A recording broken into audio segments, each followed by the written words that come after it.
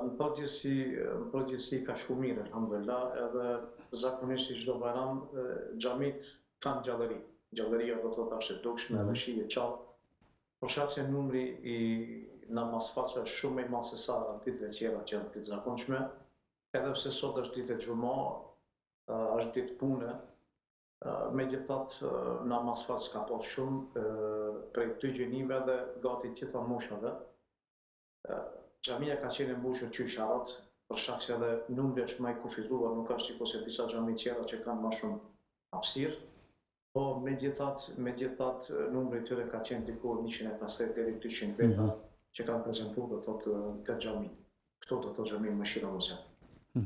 Siç ka thashë edhe më herët, do thotë është ditë ku gjallarohet xhamia edhe ku shihen qartë do thotë gëzimet e muslimanëve fytyrave të tyre. Pra, xhamia ka persona 150 veta janë falë brenda apo edhe jashtë keni hapësirë?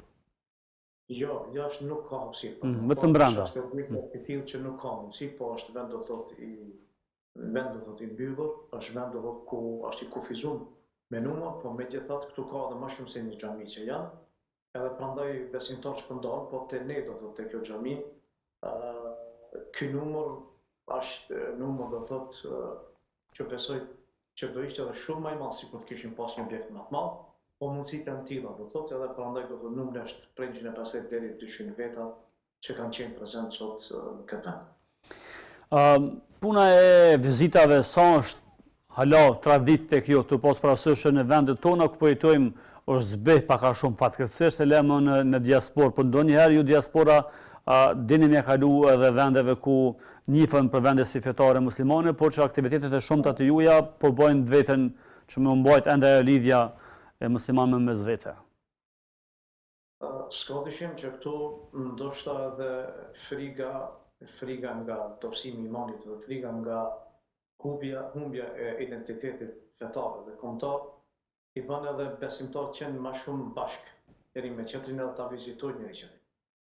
Unë thash se sot xhamia ka qenë më ndryshe në krahasim me ditët e tjera, edhe atmosfera ka qenë më ndryshe. Do thotë duke filluar prej te falja e namazit Bajramit edhe pastaj ajo periudha kohore që është mes faljes namazit Bajramit, mes faljes namazit Sabatit dhe Bajramit, ku besimtarët e kanë prit do thotë me dhikr, me leximin e Kuranit edhe me tekbire, pastaj normalisht edhe këshilla edhe falja e Bajramit dhe hutbja, e pastaj do thotë urimi i Bajramit njëri tjetrit.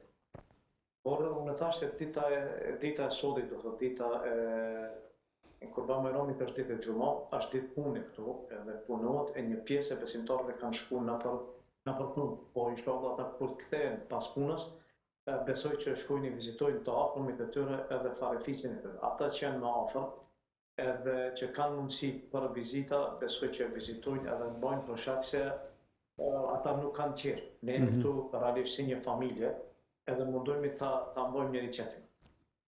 Nuk jemi sikurse trevat e tona ku kemi më shumë antar familjes edhe e njohim njëri tjetrin, po këtu mundohemi ata që jemi, ata ta vizitojmë njëri tjetrin edhe t'i mbojmë lidhjet me njëri tjetrin.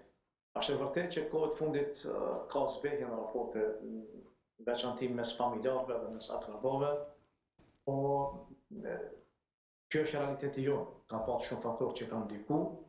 Po shpresoj që Allahu që të na zbulojë zemrat e tona dhe edhe të bashkohemi sikur se kanë qenë edhe në atë gjeneratat e mëparshme. Kështu që me të vërtetë Bajrami përjetohet edhe shijohet si ditë feste edhe ditë unifikimi, jo ditë ku përçarën zemrat e tona.